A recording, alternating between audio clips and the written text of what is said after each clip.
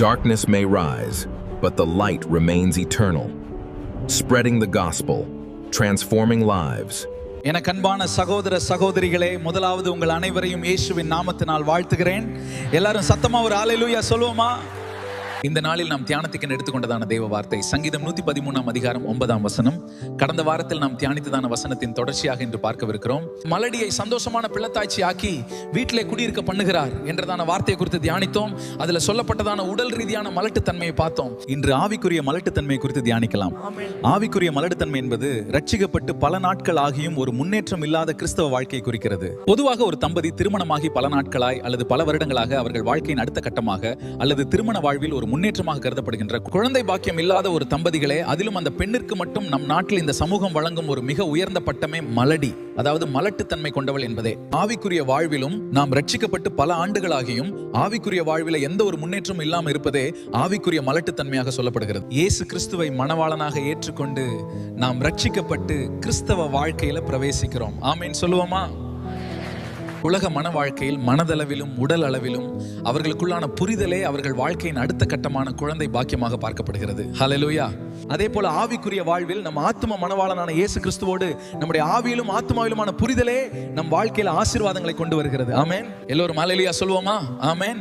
குழந்தை இல்லாத உலக வாழ்வு உடல் ரீதியான மலட்டுத்தன்மையை காட்டுகிறது. ஆசீர்வாதங்கள் இல்லாத உலக வாழ்வு ஆவிக்குரிய மலட்டுத்தன்மையை காட்டுகிறது. குழந்தை பாக்கியம் இல்லாத வாழ்வு அவர்களை மட்டுமே பாதிக்கிறது.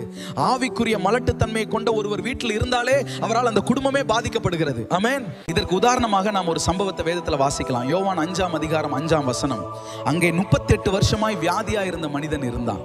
எங்க இருந்தான்? பெதஸ்தா குளத்தண்டையிலே இருந்தான். ஒவ்வொரு முறை தேவதூதன் வந்து குளத்தை கலக்கும் போதும் அதுல முந்தி எடுத்துக்கொண்டு ஓடி குளத்துல இறங்கி ஆமென் சுகம் பெற்றுக் கொண்டிருந்தார்கள் இவன் அருகில் இருந்த மற்ற நோயாளிகள். ஹல்லேலூயா. இங்கே குளத்தண்டையிலே இருந்த நோயாளிகள் குணமடைவதற்காக குளத்தில் இறங்க அவர்கள் எடுக்கும் முயற்சியே அவர்கள் வாழ்க்கையின் அடுத்த கட்டத்தை நோக்கி நகர வைக்கிறது. நோய்கள் குணமாகி அவர்கள் வீட்டிற்கு சென்று குடும்பமாய் சந்தோஷமாய் வாழ வழிவகுக்கிறது. ஆமென். இப்படிப்பட்டதான எந்த ஒரு முயற்சியும் எடுக்காமல் தன் அருகில் இருந்தவர்கள் குளத்தில் இறங்கி குணமடைதை 38 வருடங்களாய் பார்த்து கொண்டு மட்டுமே இருந்த இந்த திமிர்வாதக்காரன் ஆவிக்குரிய மலட்டு தன்மை கொண்டவனாக அறியப்படுகிறான். ஆமென். ஆமென்.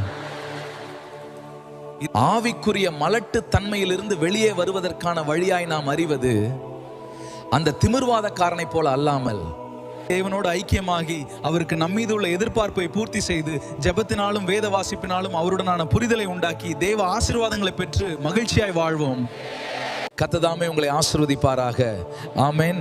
நாம் ஜெபத்திற்கு நேராய் கடந்து செல்வோம். ஆமென். கண்களை மூடி ஜெபம் செய்வோம். இரக்கங்களின் தேவனாய கர்த்தாவே, இந்த நல்ல வேளைக்காய் ஸ்தோத்திரம்.